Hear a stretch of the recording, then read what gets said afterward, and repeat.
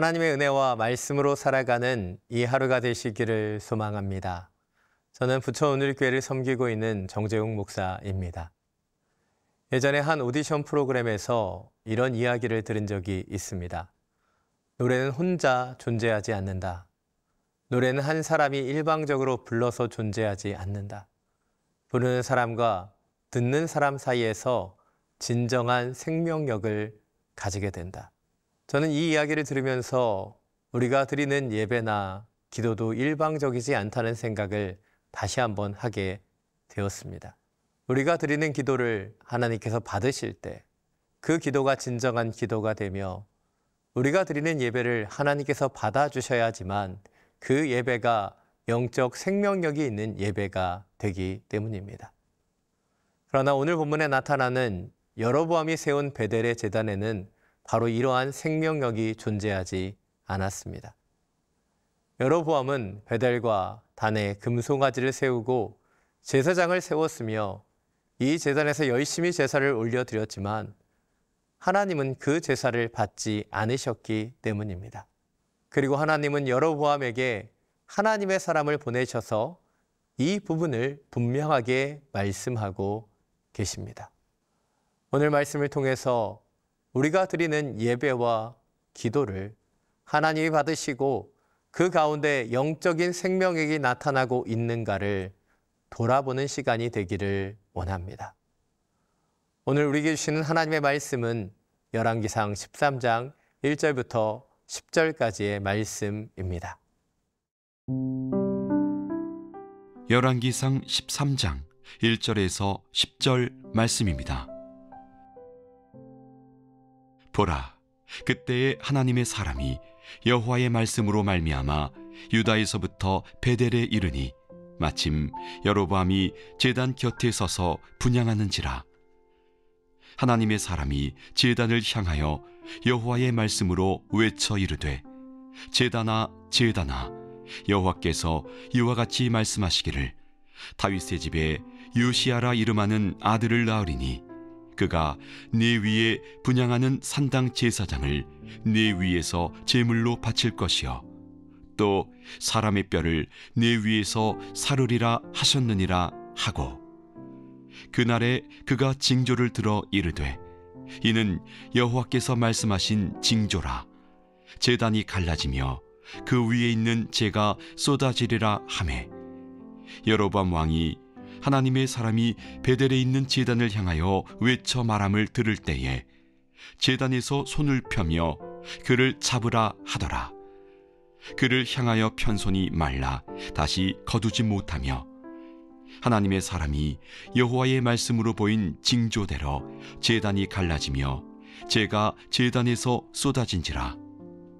왕이 하나님의 사람에게 말하여 이르되, 청하건대 너는 나를 위하여 내 하나님 여호와께 은혜를 구하여 내 손이 다시 성하게 기도하라. 하나님의 사람이 여호와께 은혜를 구하니 왕의 손이 다시 성하여 전과 같이 되니라. 왕이 하나님의 사람에게 이르되, 나와 함께 집에 가서 쉬라. 내가 네게 예물을 주리라.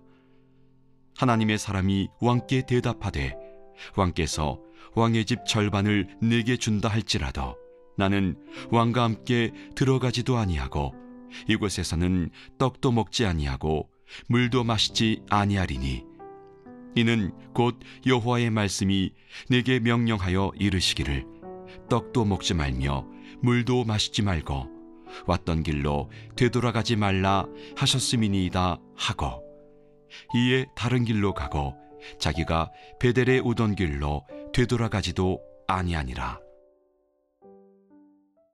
베델에서 여로보암이 제단 곁에 분향하고 있을 때 하나님의 사람이 여호와의 말씀을 가지고 찾아옵니다. 그리고 하나님의 사람이 제단을 향하여 여호와의 말씀을 외칩니다. 그 내용을 간략하게 요약하면 다윗의 집에 요시야라는 이름의 아들이 태어날 것이고 그가 제단 위에 제사장들이 제물로 바쳐지게 할 것이다 라는 것이었습니다. 그리고 이러한 일에 대한 하나님의 표적으로 이 제단이 산산조각 나고 그 위에 재들이 쏟아질 것이라 선포합니다. 그리고 곧 이어 베델의 제단은 산산조각 나고 재들이 쏟아지게 됩니다. 그렇다면 그 이후에 이 베델의 제단은 어떻게 되었을까요? 열왕기하 10장 29절은 말합니다. 이스라엘에게 범죄하게 한 느밧의 아들 여로보암의 죄, 곧 베델과 단에 있는 금 송아지를 섬기는 죄에서는 떠나지 아니하였더라. 하나님은 하나님의 사람을 통해서 분명하게 그 제단을 인정하지 않으셨습니다. 그들의 제사를 받지 않는다는 것도 말씀하셨어요. 그럼에도 불구하고 베델의 제단은 다시 보수되었습니다. 그리고 이스라엘 백성들은 계속해서 금송아지가 하나님이라고 생각하고 그것을 섬기며 제사 드렸다는 것입니다. 너무나 안타까운 부분입니다. 하나님은 하나님의 사람을 보내셔서 경고하셨고 여로보암의 죄악에 대해서 말씀하셨음에도 불구하고 여로보암과 이스라엘 백성들은 전혀 달라지지 않았기 때문입니다. 물론 여로보암과 이스라엘 백성들은 하나님의 사람의 경고에 찔리기도 하고 그 표적에 놀라기도 했을 것입니다. 그러나 찔리고 놀라기만 했을 뿐 아무것도 달라지지 않았다는 것입니다. 안타깝게도 이러한 일은 우리들 가운데도 일어납니다.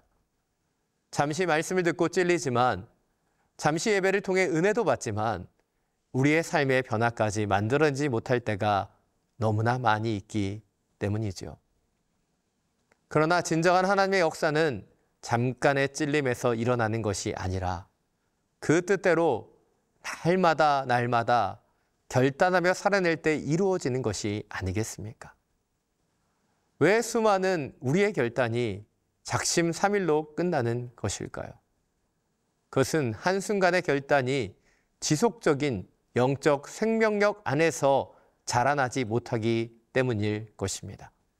진정한 기도와 예배를 통해서 하늘로부터 주시는 영적인 생명을 가지고 하나님의 길을 따라갈 수 있게 되기를 간절히 소망합니다.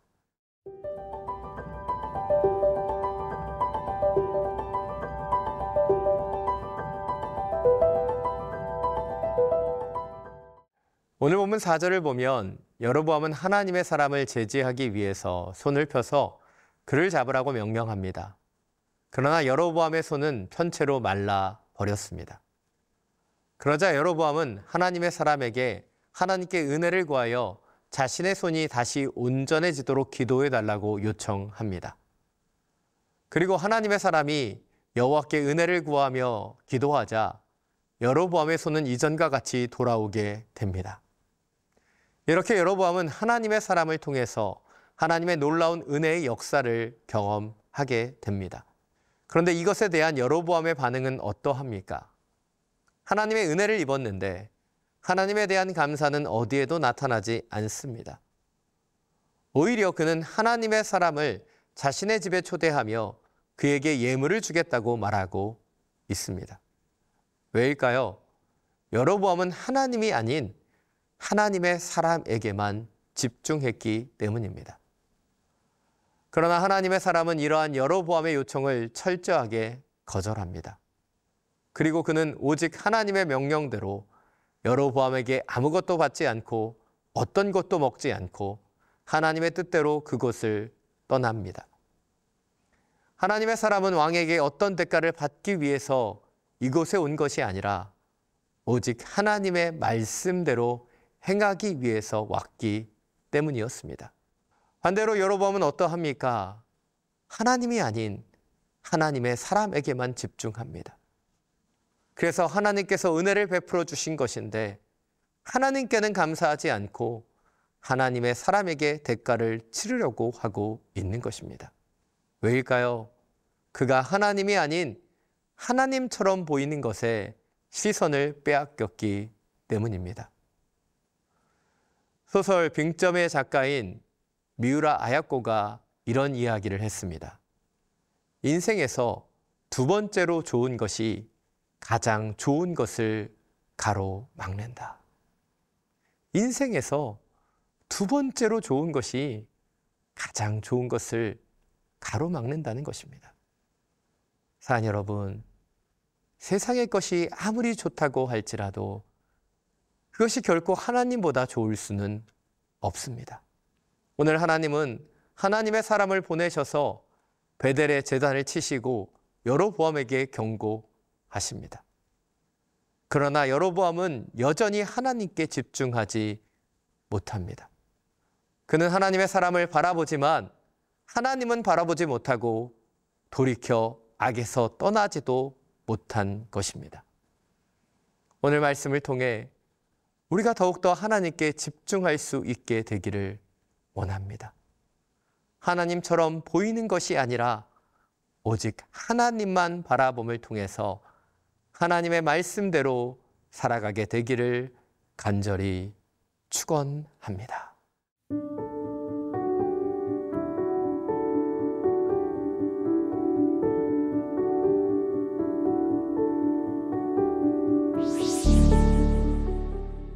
사랑의 하나님, 우리의 예배를, 우리의 기도를 돌아봅니다.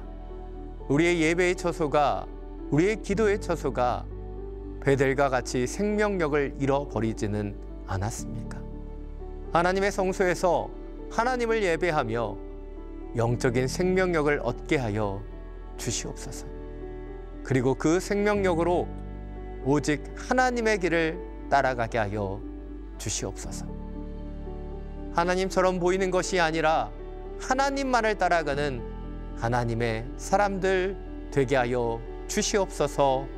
우리 주 예수 그리스도의 이름으로 기도드립니다. 아멘.